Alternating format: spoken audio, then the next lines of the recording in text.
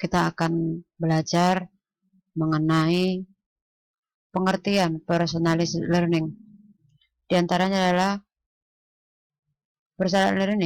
personalized learning mengacu kepada penyesuaian kurikulum, gaya pengajaran, dan lingkungan belajar dengan kebutuhan dan kerinduan dari masing-masing individu. Ini sangat mirip dengan apa yang disebut sebagai individualisasi, yang juga berupaya menyesuaikan gaya, lingkungan, dan derap langkah belajar dengan kebutuhan individu. Setiap individu memiliki kerinduan dan gaya dan metode tersendiri dalam belajar. Bagaimana cara belajar agar dapat memahami sebuah pembelajaran yang ingin individu kuasai? Semua cara dan keperluannya sudah ditentukan oleh si individu tersebut.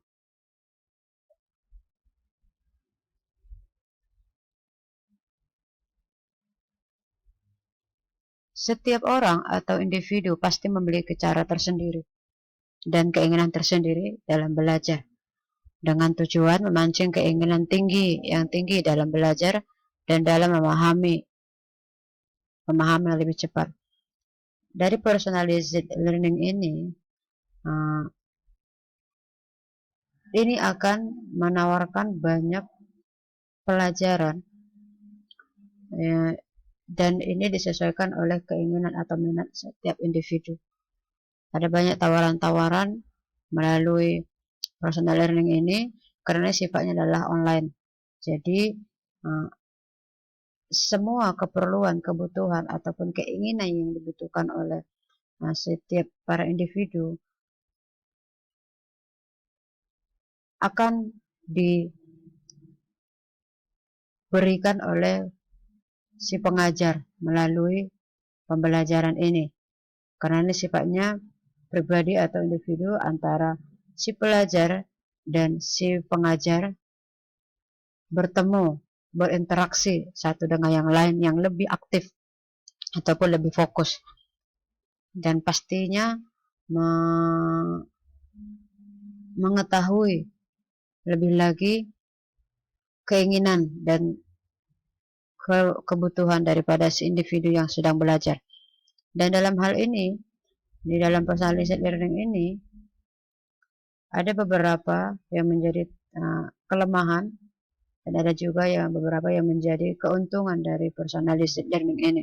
Kita akan belajar di antaranya kelemahan dan keuntungan. Kita akan belajar dari kelemahan terlebih dahulu, yaitu yang pertama, pengajar perlu menyesuaikan pendekatan pada mereka.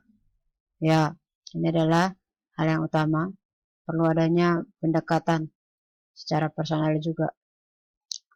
Yang kedua, dalam langkah dan gaya belajar dengan anak didik secara individu dan kebutuhan mereka.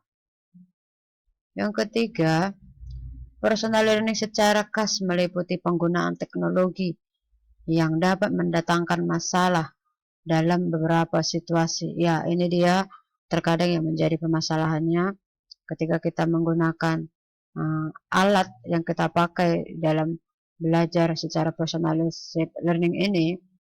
Ketika kita pakai HP, tablet atau apapun itu, mungkin dapat kita temukan masalah pasti. Mungkin handphonenya yang kehabisan baterai, sinyalnya yang tidak ada, ataupun kendala-kendala lain yang menjadi pemikiran kita tidak fokus jadinya karena masalah di alat yang kita pakai. Nah, ada keuntungannya juga. Keuntungannya yaitu yang pertama, lebih banyak pilihan akan bahan belajar, tempat dan gaya belajar dan sebagainya.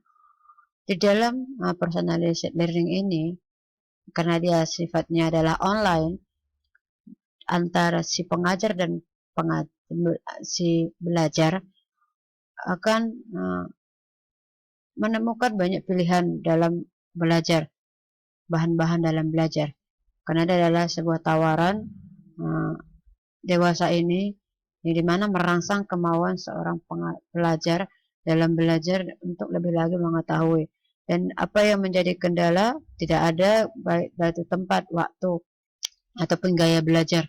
Tergantung gaya si individu belajar mau gimana, waktunya mau kapan, atau tempatnya mau di mana, itu tidak menjadi kendala.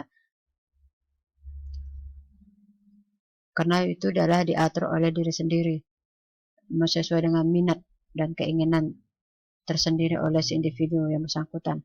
Yang kedua, menerap langkah belajar disesuaikan dengan kebutuhan pembelajar. Ini juga menjadi keuntungannya. Dan yang ketiga adalah pengalaman yang lebih menyenangkan baik bagi pendidik dan maupun pelajar. Nah, dalam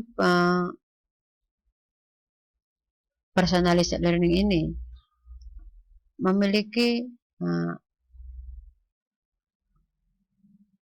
ciri khas yang menyenangkan bagi seorang pelajar ataupun si belajar. Karena ini interaksi antara si guru dan si murid atau si mahasiswa dan si dosen ataupun si pelajar dengan si pendidik. Dan ini ada interaksi yang baik dan semakin mendorong keinginan-keinginan yang lebih mengacu lagi, lebih memicu lagi supaya dapat belajar lebih baik. Kenapa? Karena dari cara personal learning ini adalah ini lebih terfokus. Jadi keinginannya untuk belajar, pendalamannya lebih ada. Dan informasi-informasi pun yang ditemukan itu banyak. Karena dia sifatnya fokus kepada satu individu. Ini adalah topik kita saat ini, dan baik mengenai kelemahan dan keuntungan bahkan pengertian dari personalized learning ini. Saya berharap kita semua bisa memahami apa itu personalized dan apa itu kelemahan dan keuntungannya. Ya, sekian dan terima kasih.